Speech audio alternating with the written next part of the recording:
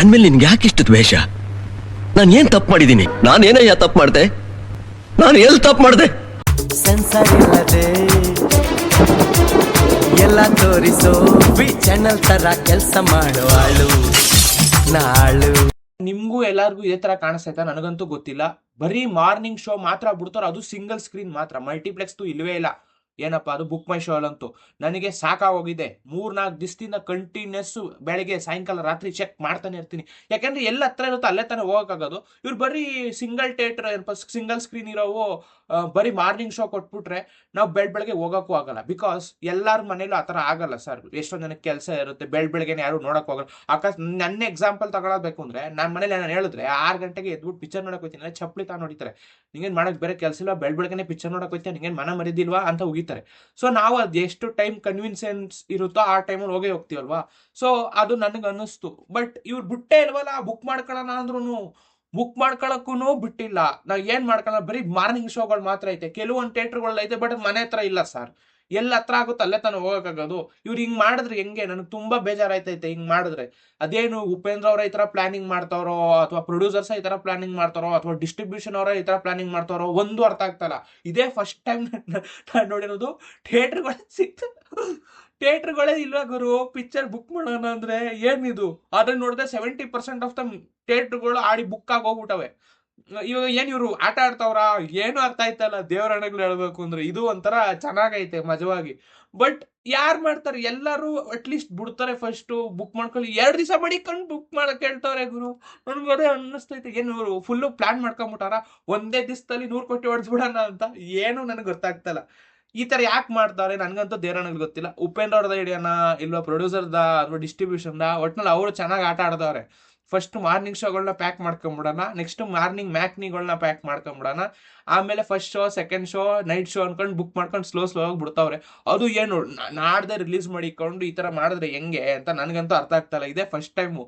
ಎಲ್ಲರೂ ಒಂದು ವಾರಕ್ಕೆ ಮುಂಚೆನೆ ಬುಕಿಂಗ್ ಓಪನ್ ಮಾಡ್ಬಿಟ್ಟು ಬಿಟ್ಬಿಡ್ತಾರೆ. ಯಾವ ಥಿಯೇಟರ್ ಬೇಕೋ ನೋಡ್ಕೊಂಡು ನೀವು ಫ್ಯಾಮಿಲಿ ಜೊತೆನೋ ಫ್ರೆಂಡ್ಸ್ ಜೊತೆನೋ ಅಥವಾ ಒಬ್ಬರೇ ಹೋಗಿ ನೋಡ್ತಿರೋ, ನಿಮ್ಮ ಟೈಮಿಂಗ್ ಕನ್ವಿನ್ಸ್ ಆಗಿ ಹೋಗಿ ನೋಡ್ರಿ ಅಂತ.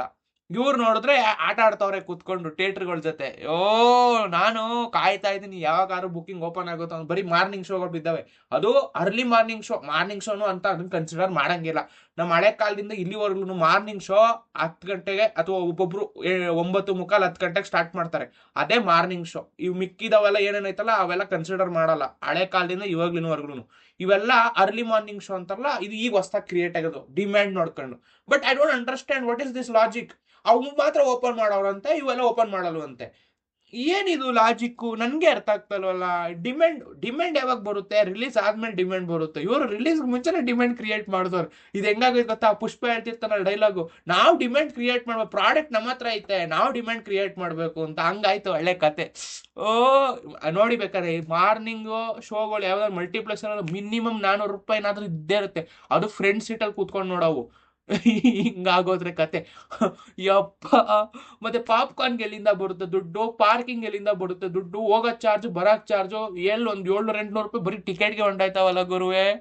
ಇದೇನು ಹಿಂಗ್ ಮಾಡ್ತಾರೆ? ಅಟ್ಲೀಸ್ಟ್ ನಾನು ಕೇಳ್ಕೊಳ್ಳೋದೇನು ಅಂದ್ರೆ, ಯಾವುದೇ ಥಿಯೇಟರ್ ಆದ್ರೂ ಸ್ಟಾರ್ಟಿಂಗ್ ಒಂದು 100 ರೂಪಾಯಿ ಮಡಿಕೊಳ್ರಿ. ಫ್ರಂಟ್ ರೋ 2 ರೋ ಇರ್ತಾವಲ್ಲ, ಅವಾದು 100 ರೂಪಾಯಿ ಕೊಟ್ರೆ ನಮ್ಗೆ ಎಷ್ಟೊಂದು ಯೂಸ್ಫುಲ್ ಆಗುತ್ತೆ. ನಾವು ಪಾಪ್ಕಾರ್ನ್ ತಗೊಳಕಾರ ಆಸೆ ಆಗುತ್ತೆ. ನೀವು ಎಲ್ಲ ಟಿಕೆಟ್ 400 ರೂಪಾಯಿ 500 ರೂಪಾಯಿ ಮಾಡಿಕ್ಕಿದ್ರೆ, ಇದು ವಿತೌಟ್ ಟ್ಯಾಕ್ಸ್ ಹಾಕ್ಬಿಟ್ರೆ 50 ರೂಪಾಯಿ ಅಲ್ಲೇ ಡಮಾರು ಎಕ್ಸ್ಟ್ರಾ. ಏನಿದು ಲಾಜಿಕ್ಕು? ಆಯ್ತಾ? ಅದು ಏನ್ ಗೊತ್ತಾ, ಪಾಲಿಸಿ ನೀವು ಅಲ್ಲೇ ಬಂದು ತಗೊಂಡ್ರೆ ಅಷ್ಟೇ ರೂಪಾಯಿ ಬೀಳುತ್ತೆ ಅಂತ. ತಿರ್ಗಾ ನಾನು ಒಂದೊಂದ್ಸರಿ ಅಲ್ಲಿ ಟಿಕೆಟ್ ಸಿಗುತ್ತೋ ಇಲ್ವೋ ಯಾವ ನನ್ನ ಮಗಂಗೆ ಗೊತ್ತು. ಅದಕ್ಕೆ ಬುಕ್ ಮಾಡ್ಕೋತಾರೆ ಎಷ್ಟೊಂದು ಜನ. ಸೊ ಬುಕ್ ಮಾಡ್ಕೊಳ್ಳೋದ್ರಿಂದ 70% ಡಮಾರ್ ದುಡ್ಡು. ಆಮೇಲೆ ಹೋಗಕ್ ಬರಕ್ ದುಡ್ಡು ಡಮಾರು. ತಿರ್ಗಾ ಪಾಪ್ಕಾರ್ನ್ ಬೇಕು ಅಂದ್ರೆ ಅದಕ್ಕೂ ದುಡ್ಡು ಡಮಾರು. ಯಾರು ಥಿಯೇಟರ್ಗೆ ಬರಲ್ಲ ಅಂದ್ರೆ ಇದೇ ರೀಸನ್ ಥಿಯೇಟರ್ಗೆ ಬರಲ್ಲ. ಏನಂದ್ರೆ ನಾನು ಕೇಳ್ಕೊಳ್ಳೋದು ಇಷ್ಟೇ, ಪ್ಲೀಸ್ ಬೇಗ ಬಿಡಿ. ಇದೇನು ಹಿಂಗೆ ಸಾಯಿಸ್ತಾ ಇದ್ದೀರಲ್ಲ ನಮ್ಮನ್ನೆಲ್ಲ. ನಾವು ನೋಡಕ್ ಆಸೆ ಪಡ್ಬೇಕಾ ಬೇಡವಾ? ನಾವೇನೋ ಒಂದು ಆಸೆ ಇಟ್ಕೊಂಡ್ ಬರ್ತೀವಿ, ಸಾರ್ ಪಿಕ್ಚರ್ ಬರ್ತೈತೆ, ನಾವು ಎಷ್ಟೋ ವರ್ಷಗಳಾಗೈತೆ. ನಾನು ಚಿಕ್ಕವನಾಗಿದೆ ಅವ್ರ ಪಿಕ್ಚರ್ಗಳನ್ನ ನೋಡಕ್ಕಾಗಿರ್ಲಿಲ್ಲ. ಈಗಲಾದ್ರೂ ನೋಡೋಣ ಅಂತ ಆಸೆ ಆಯ್ತೈತೆ. ನೀವು ಒಳ್ಳೆ ಹಿಂಗೆ ಸಾಯಿಸ್ತಾ ಇದ್ರೆ ಏನ್ ಕತೆ ಇದು? ಎಲ್ಲಾರು ಏನಪ್ಪ ದೊಡ್ಡ ಯೂಟ್ಯೂಬರ್ಗಳ ತರ ದುಡ್ಡಿರಲ್ಲಪ್ಪ, ಫಸ್ಟ್ ಶೋ ಮಾರ್ನಿಂಗ್ ಶೋನೇ ಹೋಗಿ ನೋಡ್ಬಿಡೋಣ ಬುಕ್ ಮಾಡ್ಕೊಂಡು ನೋಡೋಕೆ. ನಾವು ಏನಪ್ಪ ಅದು ಯೂಟ್ಯೂಬ್ ಇಂದ ಇವಾಗ್ಲೂ ₹1 ಬಂದಿಲ್ಲ ಗುರು. ನಾನು ಸುಳ್ಳ ಕೇಳ್ಬೇಕು. ನಾನು ಆಡಿ 1 ವರ್ಷದಿಂದ ಮಾಡ್ತಾ ಇದ್ದೀನಿ. ನೆನ್ನೆಗೆ 1 ವರ್ಷ ಆಯ್ತು ಲಿಟ್ರಲಿ ನಾನು ಯೂಟ್ಯೂಬ್ ಸ್ಟಾರ್ಟ್ ಮಾಡಿ. ಅದನ್ನ ಬೇರೆ ಮೆಸೇಜ್ ಹಾಕ್ತಾರೆ, ಹಿಂಗ್ ಟಾರ್ಚರ್ ಕೊಡ್ತಾವ್ರೆ, ಏನ್ ಮಾಡಕ್ಕಾಗುತ್ತೆ. ಥ್ಯಾಂಕ್ಸ್ ಫಾರ್ ವಾಚಿಂಗ್ ಗೈಸ್, ಇದೇ ನನ್ನ ಪರ್ಸನಲ್ ಒಪಿನಿಯನ್ ಅಂಡ್ ಅಷ್ಟೇ, ಇನ್ನೇನು ಹೇಳೋದು. Thanks for watching and please to subscribe. ಜೈ ಹಿಂದ್, ಜೈ ಕರ್ನಾಟಕ, ಮತ್ತೆ ಬೈ ಬೈ.